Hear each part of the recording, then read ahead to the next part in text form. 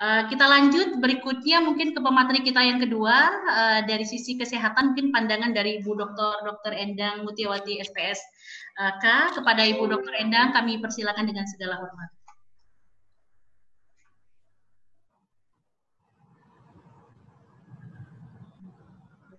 Assalamualaikum warahmatullahi wabarakatuh. Pertama-tama syukur alhamdulillah pada pagi ini kita dapat melaksanakan Zoom untuk berbagi pengalaman nih, bukan berbagi ilmu, berbagi pengalaman di antara kita terkait dengan penanganan COVID di Aceh. Kalau untuk saya khususnya di Rumah Sakit Umum Zainal Abidin. Salam dan salawat kita sampaikan kepada junjungan Nabi besar kita yang hingga saat ini kita masih diberi kekuatan, kesehatan, kesempatan sehingga kita dapat melaksanakan acara ini.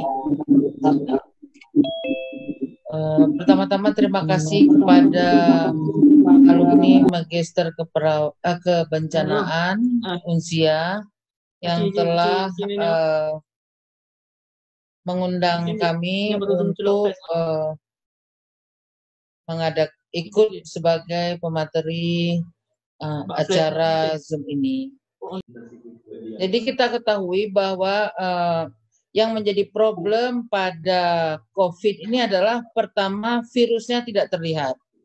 Virusnya seperti di dunia maya tidak terlihat sama sekali. Dunia maya masih bisa kita search, masih bisa kita lihat ya, seperti saat sekarang ini kita bisa menikmati ilmu dunia maya. Tapi virus ini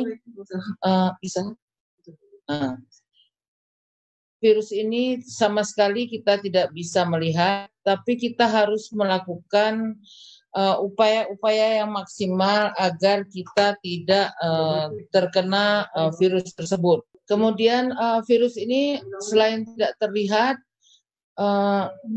mematikan karena kalau sempat virus ini masuk ke rongga hidung kita atau ke rongga tenggorok kita, itu jika akhirnya turun ke rongga paru-paru, itu dapat mematikan, terutama bagi kalangan orang tua, kalangan yang punya komorbid ya. Mungkin diabetes, hipertensi, dan maaf nih Ibu moderator, kita ini juga agak-agak obesitas nih. Jadi itu juga kita harus berhasil menghilangkan komorbid kita nih. Jadi mana kok nggak bisa? Kemudian problem lagi, banyak aturan-aturan yang harus kita jalani. Sebenarnya tidak susah aturan-aturan itu, tidak susah aturan-aturan itu. Aturan itu cukup dengan memakai masker. Udah berhasil, alhamdulillah. Memakai masker, kemudian jaga jarak, cuci tangan, dan jaga imunitas. Tapi kalau kita pantau hingga saat ini secara kasat mata kita melihat banyak sekali aturan-aturan ini tidak dipatuhi oleh masyarakat. Apalagi kalau terus terang kalau kita masuk ke kedai-kedai kopi ya, mungkin malah tidak ada yang pakai masker, saya lihat itu. Kemudian ini apa ya, di mana lanjut ini? Kemudian COVID ini juga melumpuhkan dunia dalam berbagai bidang ya, bidang kesehatan, ekonomi, perhubungan, pendidikan, sosial. Sebenarnya juga selain melumpuhkan dunia, saya melihat bahwa Tuhan sedang mereformasi ya, menata ulang dunia.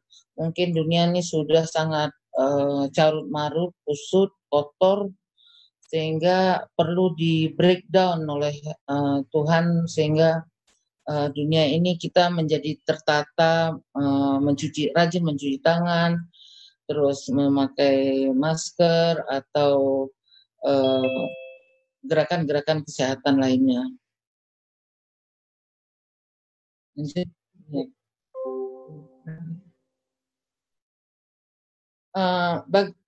Bagaimana bisa satu area itu timbul COVID-nya ya? Itu sangat tergantung dengan yang paling utama itu sebenarnya perilaku masyarakat sendiri.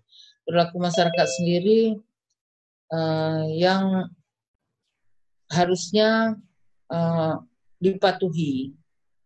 Jepang atau negara-negara yang cepat mampu mengendalikan COVID itu masyarakatnya sangat patuh. Terus terang. Kita melihat Surabaya, kita melihat Makassar, Jakarta, bahkan Menteri Kesehatan sekarang sudah harus berkantor di Surabaya. Kalau orang Aceh istilahnya Batak sama Tungang gitu ya. Jadi kepatuhan masyarakat semua berbagai elemen sangat dibutuhkan nomor satu bahkan untuk pengendalian kasus COVID di satu area.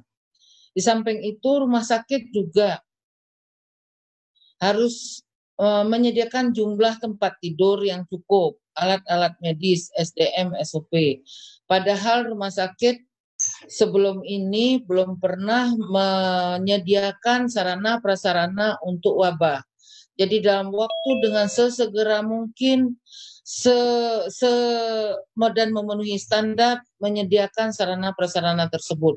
Sangat-sangat enggak bisa tidur 24 jam selama berbulan-bulan. Sementara itu kasus datang terus. Jadi itulah yang menyebabkan di area-area tertentu terjadi penularan. Kalau di Surabaya itu sekarang sudah menjelang hitam warna areanya ya.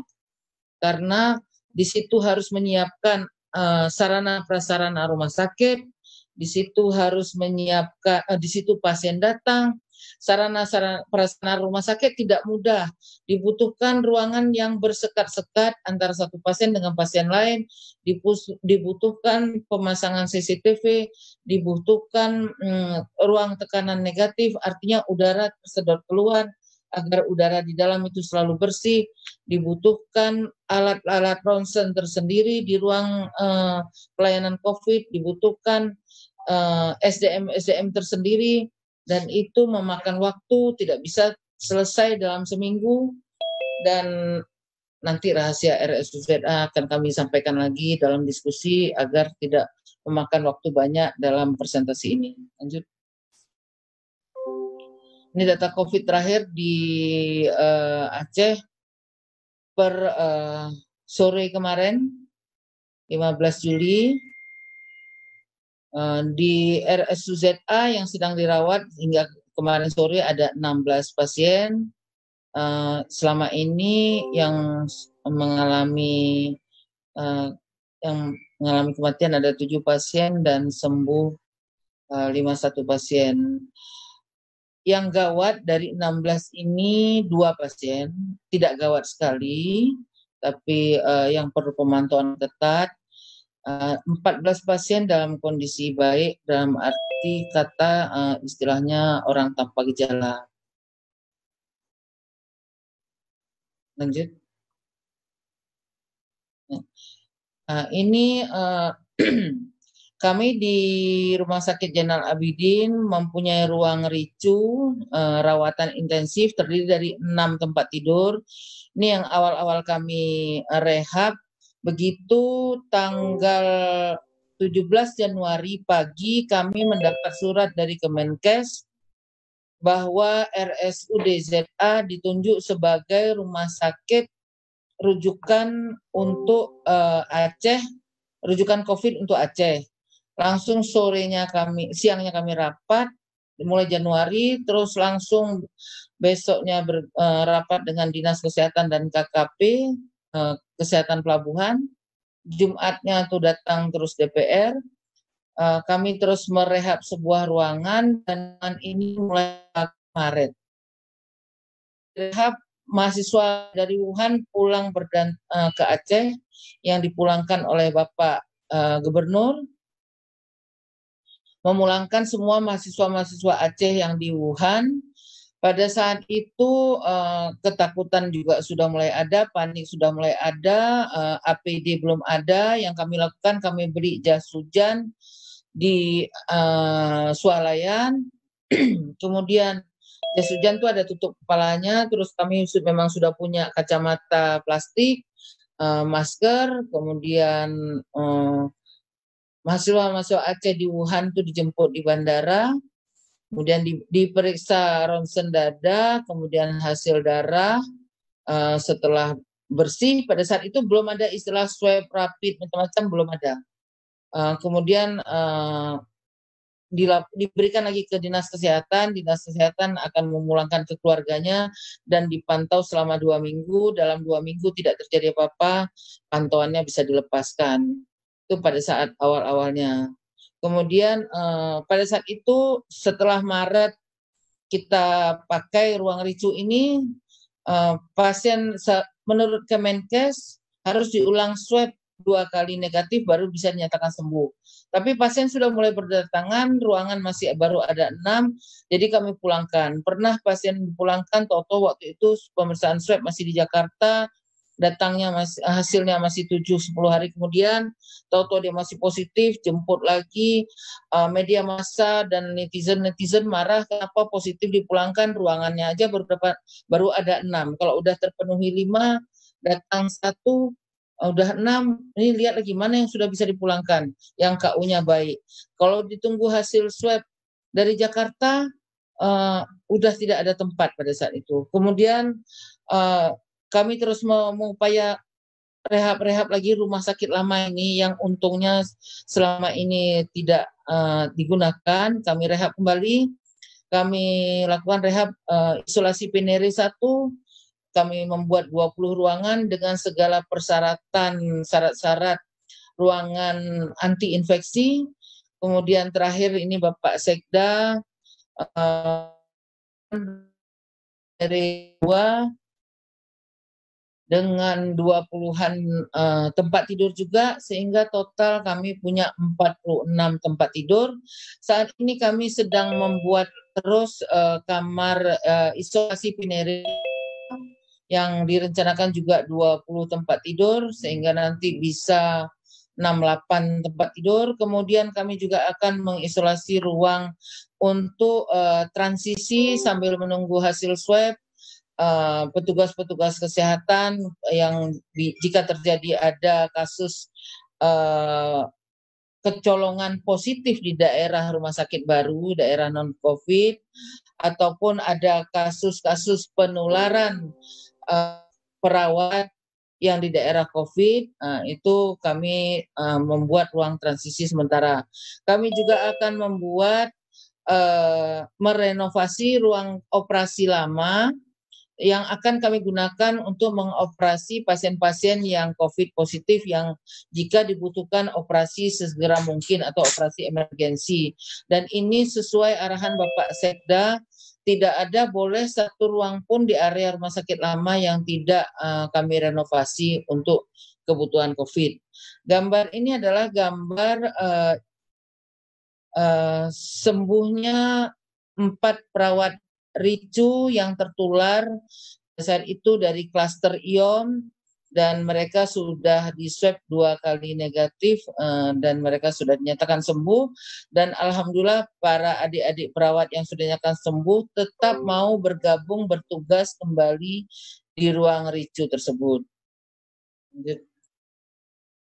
Dan ini gambar ini adalah gambar Bapak Sekda kira-kira bulan Maret yang sebulan yang lalu meresmikan ruang baru isolasi Pinere 2.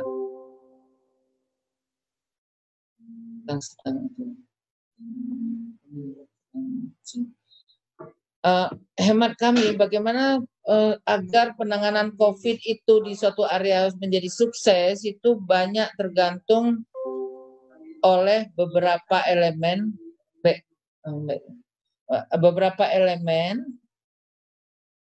yang paling utama dan nomor 1 adalah perilaku masyarakat. Sebenarnya kalau seluruh masyarakat melakukan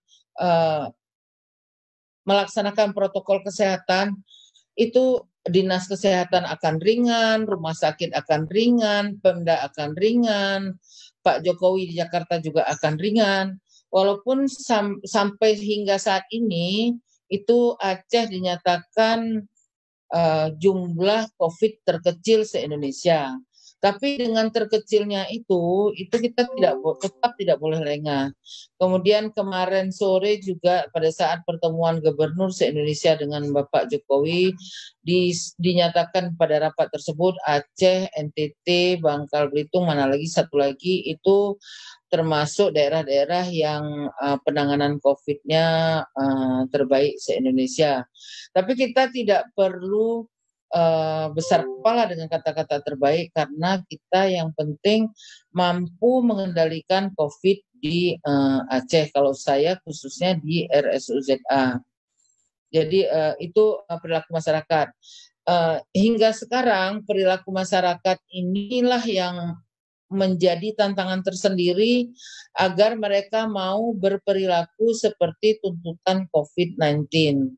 Jadi ada satu kasus yang positif COVID mengalami sesak dan kita rawat di Ricu, terakhir meninggal dan sampai sekarang sudah 7 meninggal. Itu rata-rata kasusnya COVID-nya sudah sampai ke organ paru. Dan itu kalau kita telusur, kemudian dilakukan swab telusur atau swab tracing kepada keluarganya, semuanya positif. Semuanya positif. Bukti bahwa tidak ada protokol kesehatan di masyarakat. Jadi semua kasus yang meninggal atau yang positif berat yang datang ke UGD kemudian dilakukan tracing keluarganya dan sekitarnya, tidak ada yang negatif, semua rata-rata positif. Jadi protokol kesehatan tidak berjalan. Sementara ada kecolongan satu kasus positif yang terawat, yang tidak sengaja sampai terawat di ruang rumah sakit baru. Dan ada yang sudah meninggal. Kita telusur ke belakang siapa saja yang bertugas, perawat yang bertugas, cleaning service yang bertugas, petugas gizi yang bertugas, satpam bertugas, semua yang bertugas, ada jadwalnya, kita telusur, kita panggil, kita swab tracing, itu hasilnya semua negatif. Dua perilaku ini membuktikan bahwa masker itu sangat-sangat efektif dalam menghalau seseorang supaya tidak terkena COVID-19. Masker tidak mahal, masker murah, bahkan bisa masker kain, tidak PD 1 lapis, boleh 2 lapis, tapi itu tidak berjalan di masyarakat sehingga muncullah hotspot baru yang sekarang sudah mulai bertaburan di Aceh.